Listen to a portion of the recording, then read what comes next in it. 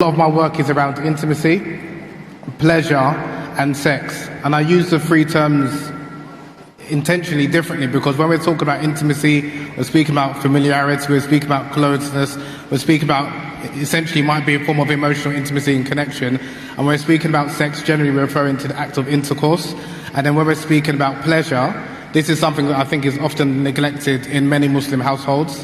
And I would argue that it is a sunnah for the man to ensure that his wife is sexually satisfied, as many of our great scholars of the past have said. So when we talk about men being a provider, it's not only being a provider financially, it's not also being a provider of sperm, but also being a provider ensuring that his wife is sexually satisfied. And we know that the Prophet Muhammad, peace be upon him, he said that wisdom is the lost property of the believer, so wherever he finds it, he can take ownership of it. And when we speak about different cultures around the world, they all also have this issue of,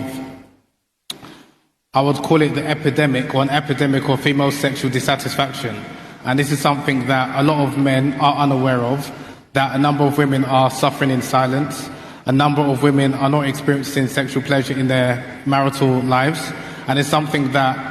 myself, a number of eretologists, sex experts, intimacy experts like Angelica Lindsay Ali, the work we're trying to do is to educate people and to empower people to know that first and foremost as a man, it's your duty, not only to again